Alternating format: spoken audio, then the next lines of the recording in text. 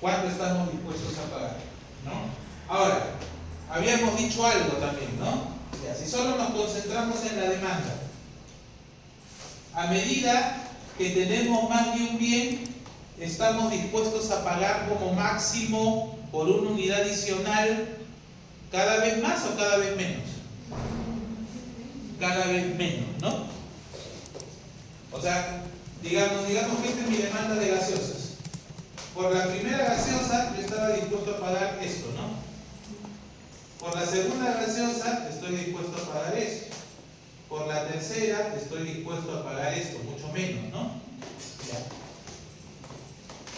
Ahora, ¿por qué era que a medida que tenemos más de un bien, por una unidad adicional estamos dispuestos a pagar cada vez menos? ¿Cuál era la razón? Dado que ya sabemos qué está midiendo esa máxima disposición a pagar. Porque entre más tenemos algo, tener una unidad adicional me genera cada vez menos bienestar, ¿no? Me genera cada vez menos bienestar. Eso también ya hemos hablado. Entonces, miren que ese hecho, ¿cómo soluciona muchos problemas? Porque te está diciendo que además, te está diciendo dos cosas sobre qué depende el valor económico, o sea, cuánto bienestar te genera algo. Además de depender de tus preferencias, tus vivencias, la información que tengas sobre el bien, también depende cuánto tengas del bien, ¿no? O sea, cuánto bienestar te genera algo, también depende de cuánto tengas ese algo. Porque ya hemos visto que entre más tenemos de un bien, por una unidad adicional estamos dispuestos a pagar cada vez menos. ¿Por qué estamos dispuestos a pagar cada vez menos? Porque entre más tenemos de un bien, uno adicional me genera cada vez menos bienestar. Dado eso, entonces, que entre menos tenemos de un bien, más bienestar me genera, ¿no? ¿Ya? Entonces, eso quiere decir que cuánto bienestar me genera algo o cuánto valor, porque ya sabemos que ese bienestar es el valor económico, cuánto valor tiene algo depende también de la escasez de ese algo. Entre más escaso es algo, más valor tiene. Entre más abundante es algo, menos valor tiene. Y eso solucionó esa famosa paradoja del agua y los diamantes que les había dicho, pues, ¿no? ¿Por qué los diamantes valen tanto para las personas y el agua vale tan poco? El diamante es más escaso. Porque el diamante es mucho más escaso que el agua, pues, ¿no? ¿Ya? Porque el diamante es mucho más escaso que el agua. ¿Sí? Esa es la respuesta. Ahora, con el paso de los años, con el paso del tiempo, hay más escasez de agua, ¿no? Por eso es que ahora valoramos el agua más que antes, por ejemplo. Porque cada vez es más escasa el agua dulce que esté limpia. Ahora valoramos más el agua que antes, que en la época de Aristóteles, ¿no? Porque ahora es más escaso. ¿Ya? Pero obviamente, a ver, si se encontraran en un desierto con una bolsita de diamantes, ¿ya? Pero estás en un desierto que no has tomado agua hace como 3 días, ¿ya?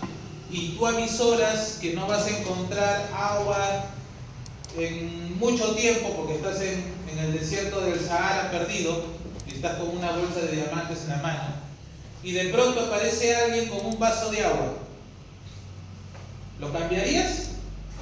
Sí. En ese momento, ¿cuál valdría más? El agua. El agua. El vaso de agua, tu bolsa de diamantes. ¿Por qué? Porque en ese momento, ¿cuál es el más escaso? El agua. Ahora, eso es si eres una persona racional y cuerda, ¿no? Estamos hablando de personas racionales. Para una persona irracional y no cuerda, obviamente va a seguir valiendo más los diamantes, ¿no? Va a preferir morirse antes de soltar los diamantes, ¿sí? Estamos hablando de personas racionales, ¿ya?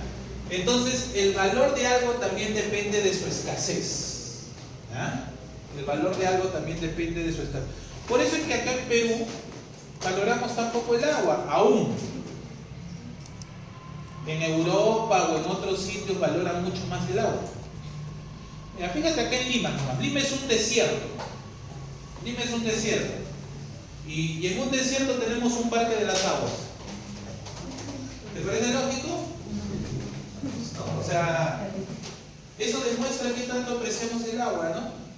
Ya, alguien me decía por ahí alguna vez, no, pues pero es que tú no sabes lo eficiente que son esas piletas, ¿no? Que, o sea, como la misma agua la vuelven a usar, ¿no? Ya, pero, no sé, yo igual digo, ¿no? O sea, ¿cuánta agua se va a la vereda, ¿no? Por ejemplo, y se evapora. Serán miles de litros al día, ¿no? ¿Ya? O sea, hay una pérdida grande de agua, ¿no? Y es agua que podríamos usar para otras cosas, ¿no? ¿Ya? O sea, eso nada más es una muestra de cuánto valoramos el agua acá. ¿Y por qué lo valoramos tan poco? Porque todavía para nosotros el agua es un recurso aún abundante, ¿no? Todavía es abundante en comparación a otros sitios. Hay sitios en Europa que hay muy poca agua ya, ¿no? Y por eso es que ellos valoran más el agua.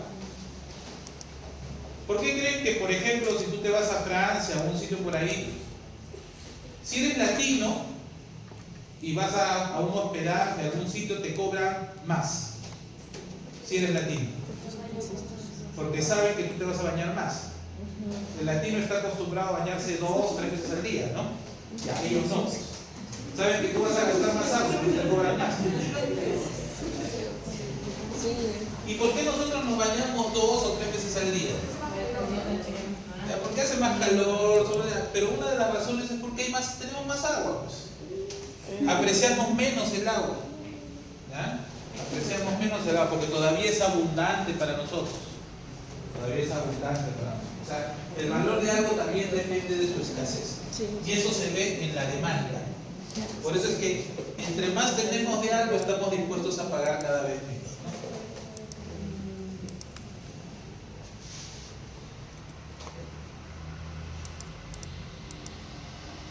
Entonces, de ese hecho, extraíamos nuestras medidas de bienestar, ¿no? ¿Cuáles eran nuestras medidas de bienestar? El excedente del y el excedente del productor. A ver, hablemos del excedente del consumidor. Yo ya sé que en este mercado, a este precio, ya, solo fijémonos en la demanda. A este precio yo estoy consumiendo 5 gaseosas a la semana, ¿no? Ya. Entonces, ¿cuánto bienestar neto me están generando esas 5 gaseosas? Ya, lo podemos sacar fácilmente, ¿ya no? Yo sé que la primera gaseosa me está generando este bienestar, porque eso es lo máximo que estoy dispuesto a pagar por esa gaseosa. Da 1.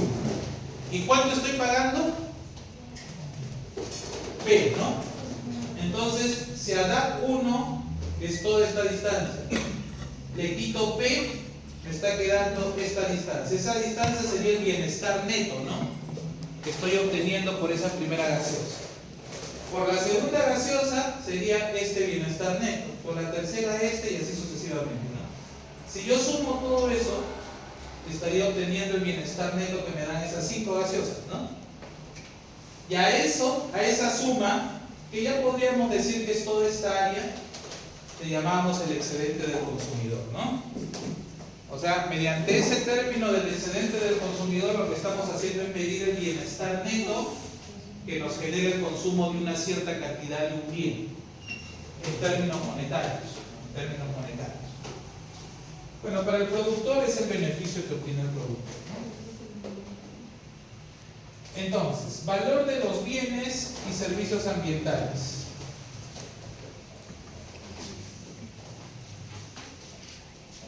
La primera pregunta que creo que cae de obvia: ¿tiene valor económico el ambiente? La naturaleza, los servicios ecosistémicos, ¿el medio ambiente tiene valor? Sí. ¿Por qué? Porque nos genera bienestar. Eso en primer lugar. ¿Pero tiene un valor que podamos medir en términos monetarios?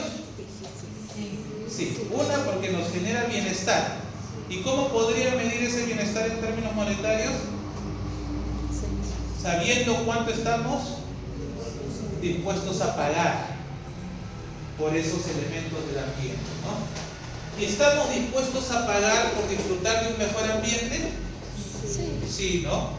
Por ejemplo, ¿estamos dispuestos a pagar por disfrutar de un paisaje natural? Sí. Si no, no gastaríamos en pasajes, ¿no? Etc. ¿Estamos dispuestos a pagar por conservar alguna especie?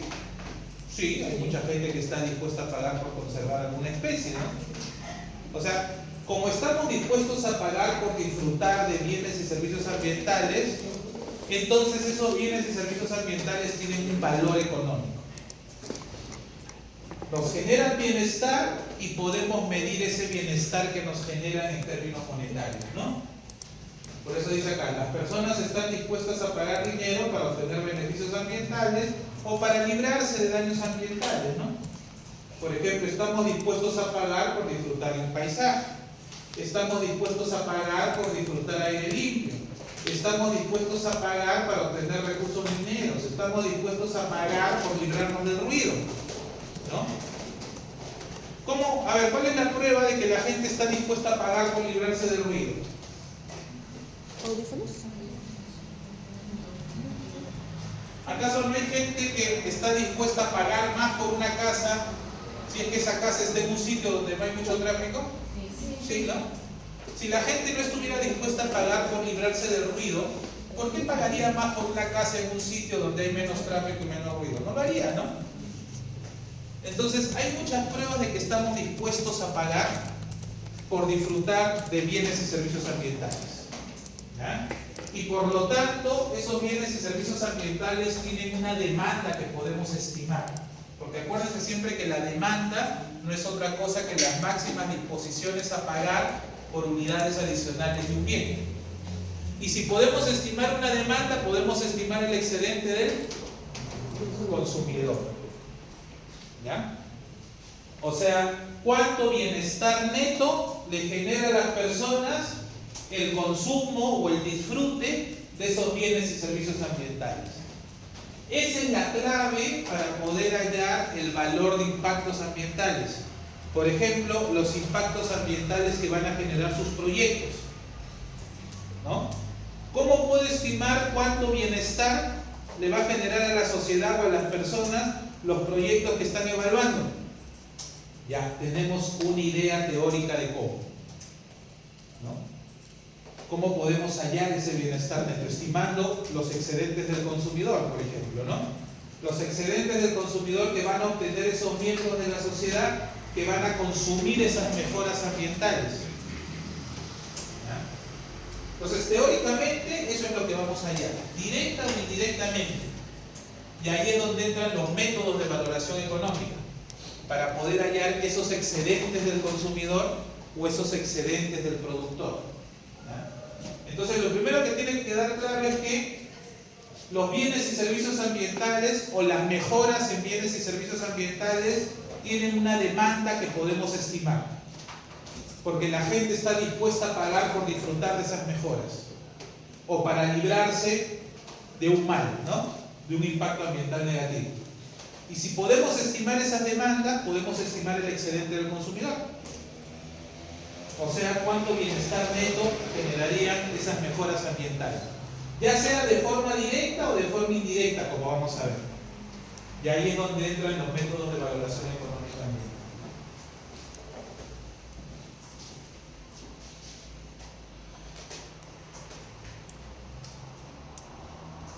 Bueno, estas son definiciones que seguramente ustedes manejan más que yo, pero que necesitamos conocer claramente para ver el proceso de valoración económica más adelante o en las siguientes clases, ¿no?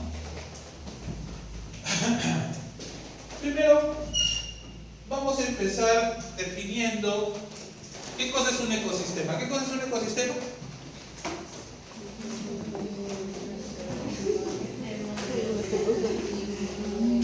Ya dígamelo de una forma sencilla. ¿Qué entienden por ecosistema?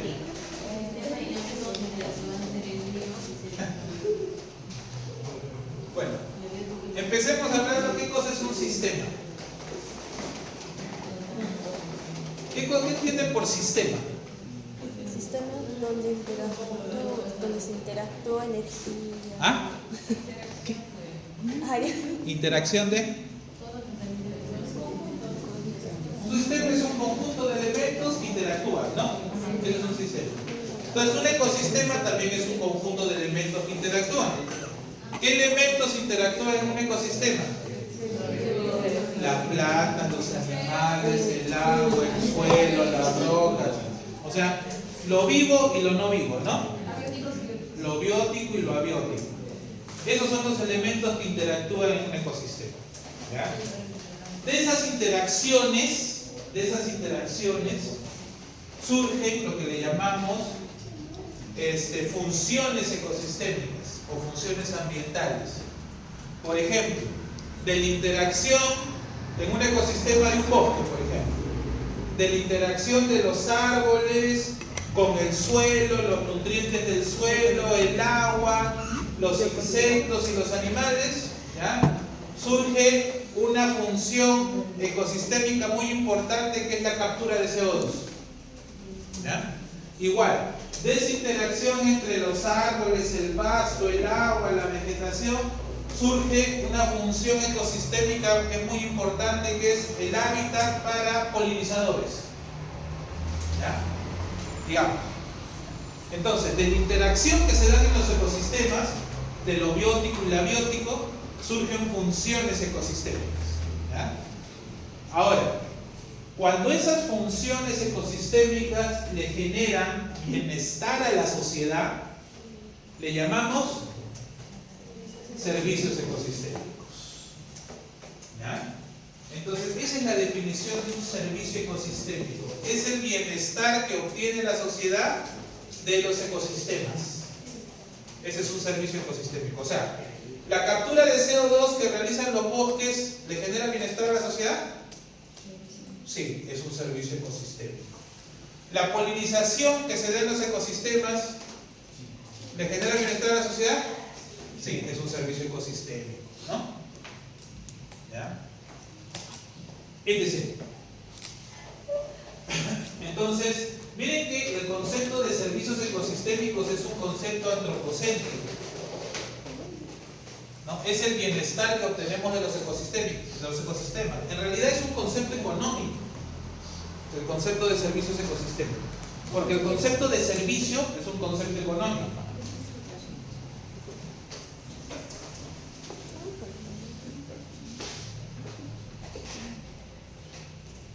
Bueno, y esas son las definiciones oficiales que se tienen sobre los servicios ecosistémicos, ¿no? Ahora, para poder ordenar, siempre para poder hacer el estudio de algo, para poder estimar algo, tenemos que ordenarnos, tenemos que poder clasificar ese algo, ¿no? Entonces, a los servicios ecosistémicos, o sea, a las múltiples formas en que los ecosistemas nos generan bienestar, los clasificamos también. Los clasificamos.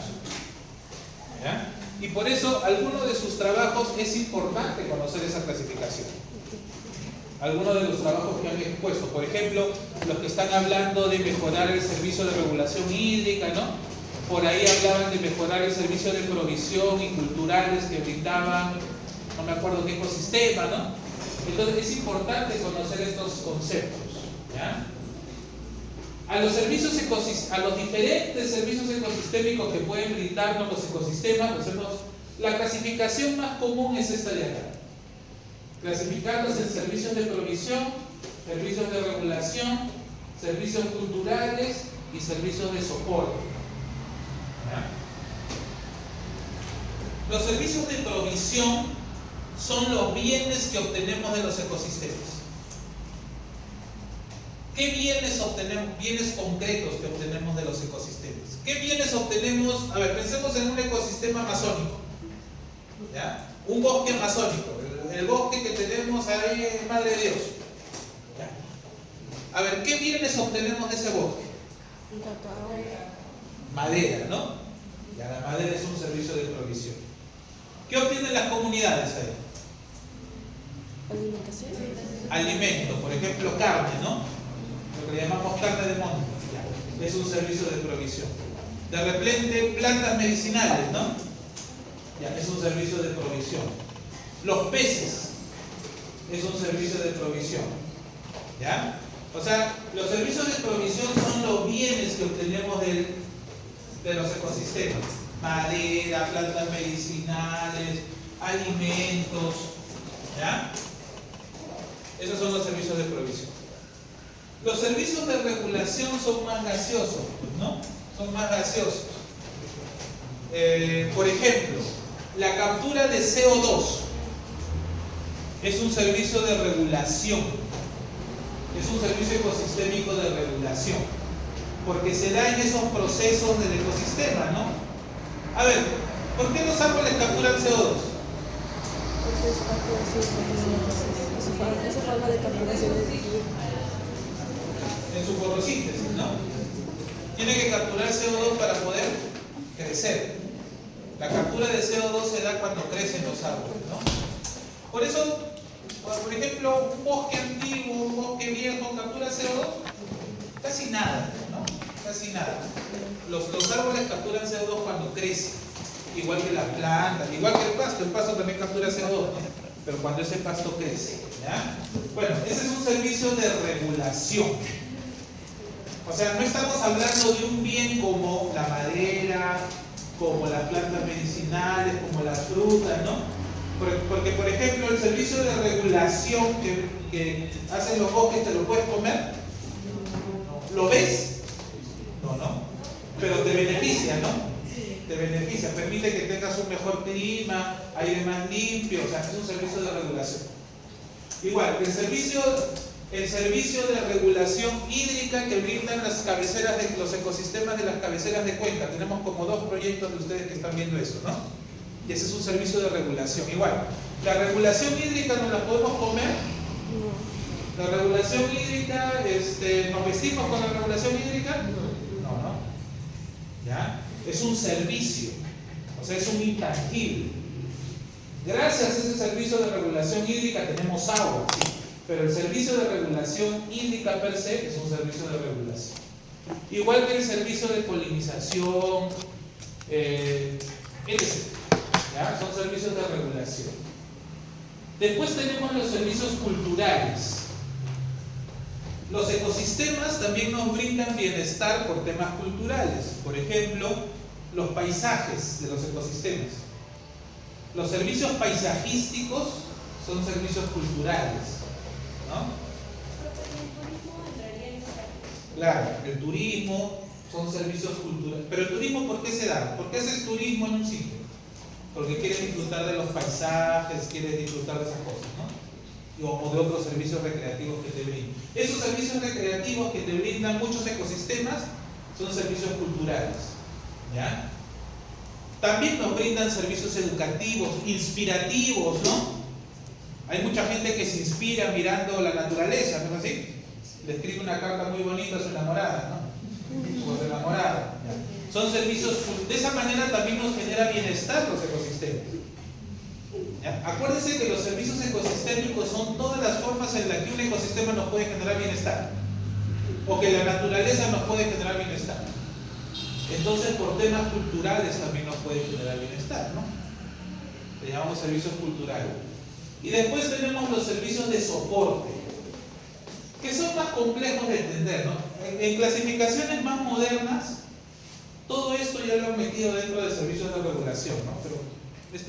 Pero aún en muchas clasificaciones se mantiene igual, ¿no? A ver, se dice que los servicios de soporte son aquellos servicios ambientales o servicios ecosistémicos que permiten que se generen los otros servicios. Por ejemplo, la formación de suelos que se da en los ecosistemas es un servicio de soporte. El reciclaje de nutrientes que se da en los ecosistemas es un servicio de soporte. La producción primaria neta que se da en los ecosistemas se dice que es un servicio de soporte. La formación de suelos, etc. ¿Ya?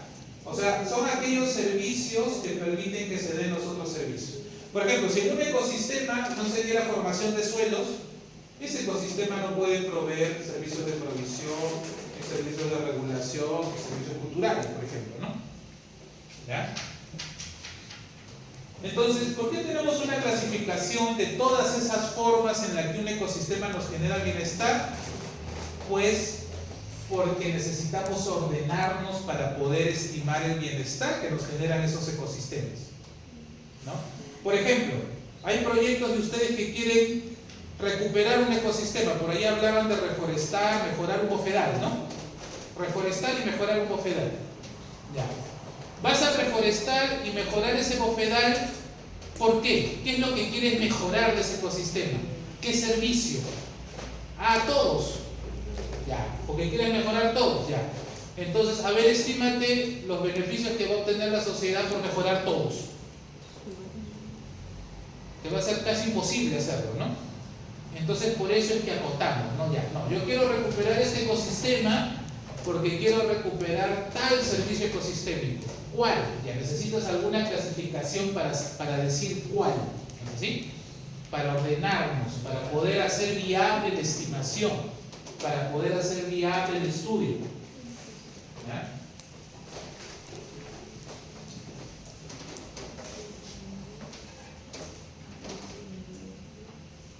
Bueno, acá estamos hablando de lo mismo.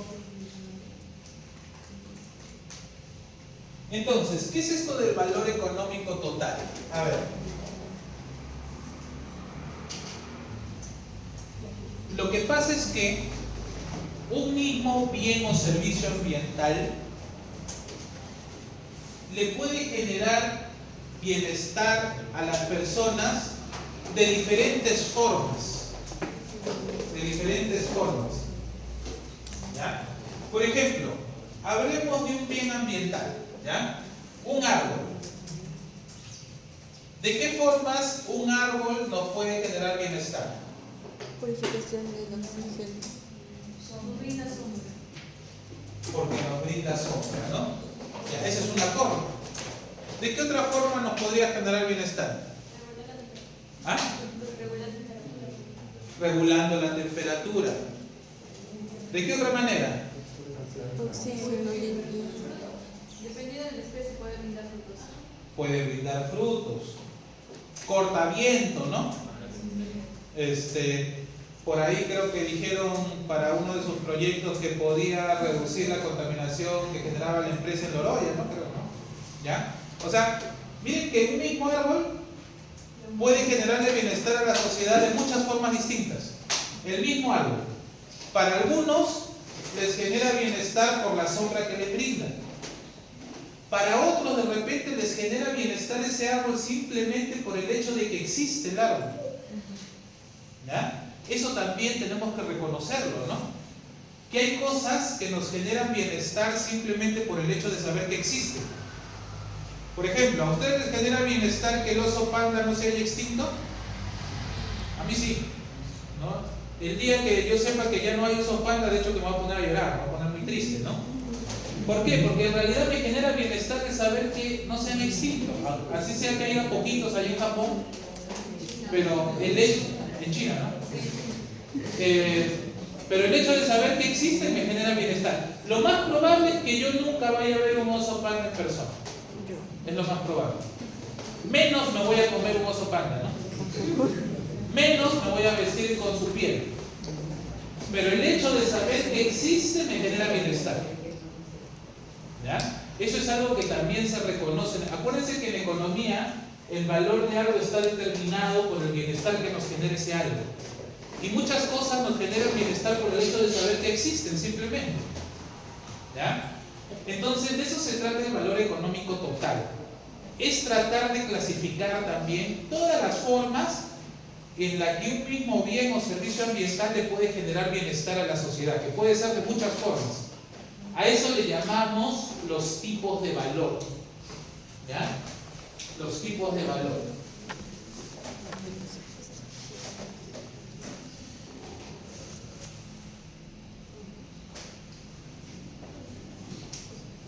¿Y de qué formas nos puede generar bienestar los bienes y servicios ambientales? ¿No? Bueno, a eso ya le hemos dicho que le llamamos tipos de valor.